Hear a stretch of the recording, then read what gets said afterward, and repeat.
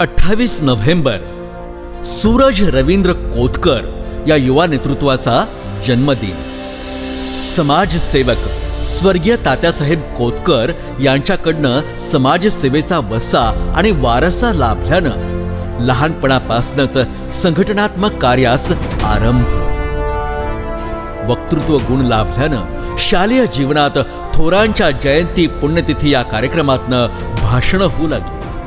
शिक्षकांनी पाठीवर शाबासकीची थापही दिली. वयाच्या 14व्या वर्षापासूनच सामाजिक कार्यात त्यांनी स्वतःला झोकून दिलं. सूरज कोतकर यांनी मुंजोबा तरुण मंडळ ट्रस्ट या सामाजिक संस्थेच्या माध्यमातून गणेशोत्सव, नवरात्रोत्सव, शिवजयंती उत्सव, महापुरुषांचे जयंती उत्सव, संतांचे पुण्यतिथी सोहळे साजरे करायला सुरुवात केली.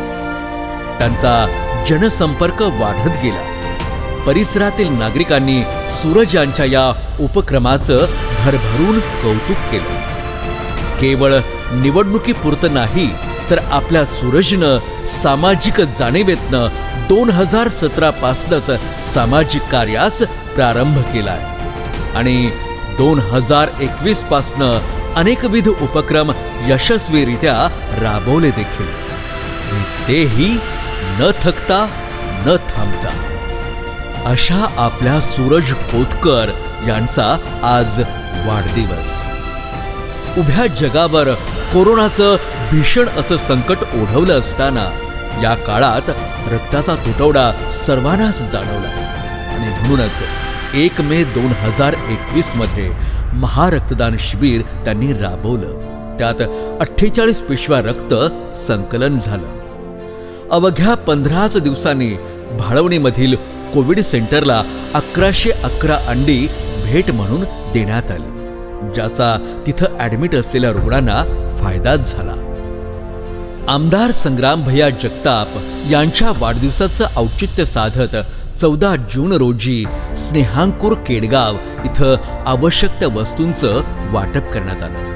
स्वर्गीय तात्यासाहेब कोतकर यांच्या तृतीय पुण्यस्मरण दिनानिमित्तानं पांजरपोळ इथं 1000 घासाच्या पेंढ्या देण्यात आल्या. संघर्ष प्रतिष्ठानच्या माध्यमातून 500 कोकण पूरग्रस्तांना किराणा किटचं वाटप करण्यात आलं. 13 एप्रिल रोजी आपल्या वेशीजवळच छत्रपती शिवाजी महाराज चौकाकरिता निधी मंजूर करून घेतला आणि प्रत्यक्षात कामाचा शुभारंभही झाला. या दिवशी तिथं हनुमान चालीसा पठणही करण्यात आलं. 14 मे रोजी बायपास चौकाचं धर्मवीर संभाजी महाराज चौक असं नामकरण केलं. 20 जून 2022 रोजी आमदार संग्राम भैया जगताप यांच्या वाढदिवसाच्या निमित्तानं सावली आणि स्नेहांकुर इथं अत्यावश्यक अशा साहित्याचं वाटप केलं. आपल्या सूरज कोतकर यांच्या वतीनं दरवर्षी प्रजासत्ताक आणि स्वातंत्र्य दिनी शाळेतील विद्यार्थ्यांना खाऊचं वाटप करण्यात येतं. 2022च्या प्रजासत्ताक दिनी विद्यार्थ्यांना गणवेश देखील दिला गेला. 2023च्या प्रजासत्ताक दिनी घेण्यात आलेल्या रक्तदान शिबिरात 100 पिशवी रक्त संकलन झालं. 28 जानेवारी 2023 रोजी कॉलेजमध्ये शिवजयंती साजरी व्हावी यासाठी त्यांनी प्रयत्न केला आणि तिथं शिवजयंती साजरी करण्यास सुरुवात देखील झाली. रायगडावर आहे अगदी तशी मेघडंबरी 19 फेब्रुवारी 2023 रोजी छत्रपती शिवाजी महाराज चौक केडगाव इथं बसवण्यात आले. आमदार संग्राम भैया जगताप यांच्या निधीतनं सूरज रवींद्र कोतकर यांच्या प्रयत्नातनं ही सुंदर आणि देखणी अशी कलाकृती साकारली गेली.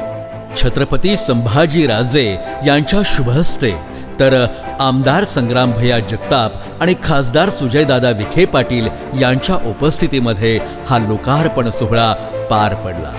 5 मार्च 2023 रोजी महिला दिनाचं औचित्य साधत ज्येष्ठ महिलांना पंढरपूर दर्शन करवून आणलं. 2023 मध्ये झालेली रामनवमी मोठ्या उत्साहात साजरी करण्यात आली. आमदार संग्राम भैया जगताप यांच्या वाढदिवसानिमित्तानं 13 जून रोजी 101 महिलांना ओझर, लेण्याद्री, भीमाशंकर दर्शन घडवून आणलं. 30 जुलै रोजी स्वर्गीय तात्यासाहेब कोतकर यांच्या 5व्या स्मृतिदिनानिमित्तानं महाराष्ट्रातील सुप्रसिद्ध महिला कीर्तनकार शिवलीलाताई पाटील यांच्या कीर्तन सोहळ्याचं आयोजन करण्यात आलेलं होतं. तर 14 जानेवारी रोजी मकर संक्रांती निमित्तानं बाबावाडी इथं पतंगाचं वाटप केलं गेलं. 2024चा बैलपोळा भव्य पारंपरिक पद्धतीनं मिरवणुकीनं साजरा करण्यात आला. 2024च्या नवरात्र उत्सवात आलेल्या देवी भक्तांसाठी खिचडीचं वाटप करण्यात आलं. मार्च 2025 मध्ये धर्मवीर छत्रपती संभाजी महाराज बलिदान मास केडगाव इथं पाळण्यात आला. केडगावमधील भाग्योदय मंगल कार्यालय, जे की अनेक वर्ष बंद होतं, 12 जून रोजी पुन्हा नव्यानं ते सुरू करण्यात आलं. आयुक्तांच्या समवेत कार्यालयाची पाहणी केली गेली. 2025च्या नवरात्रोत्सवात देखील आलेल्या देवी भक्तांसाठी खिचडीचं वाटप केलं गेलं. नोव्हेंबर 2025 मध्ये अंबिकानगर परिसरात स्वच्छता अभियान राबवलं गेलं. सातत्यानं समाजोपयोगी कामं आपल्या हातनं घडावीत असं सूरज कोतकर यांना नेहमीच वाटत असतं आणि त्याकरिता ते नेहमीच आग्रही असतात, प्रयत्नशील असतात. नेहमीच सर्वांच्या मध्ये मिसळणारा, सर्वांच्या भावना जाणून घेणारा, सर्वांना आपलासा वाटणारा, आपल्या कुटुंबातील सदस्य वाटणारा सूरज, ज्यांचा आज वाढदिवस आहे. नेहमीच आपल्या परिसरामध्ये वावरणारा, आपल्या मित्रांमध्ये मिसळणारा, सर्वांच्या भावना, सर्वांचे विचार जाणून घेणारा आणि काहीतरी ठोस कृती करण्यासाठी नेहमीच तत्पर असणारा सूरज कोतकर हा सर्वांना हवासा वाटणारा आपला मित्र वाटतो. येत्या काळामध्ये काही विजन्स त्यांच्या नजरेत नक्कीच आहेत. मग ज्यामध्ये धर्मवीर संभाजी महाराज चौक बायपास इथं सुशोभीकरण करायचंय, नामकरण करायचंय. अंबिकानगर बालाजी कॉलनी इथल्या महात्मा ज्योतिबा फुले व यशवंतराव चव्हाण यांच्या पुतळ्याचं सुशोभीकरण करायचंय. नगर पुणे रोडवर असलेल्या डॉक्टर बाबासाहेब आंबेडकर यांच्या पुतळ्याचं देखील सुशोभीकरण येत्या काळात करायचंय. सोनेवाडी चौकाचं नामकरण महात्मा ज्योतिबा फुले चौक करण्याचा मानस त्यांचा आहे.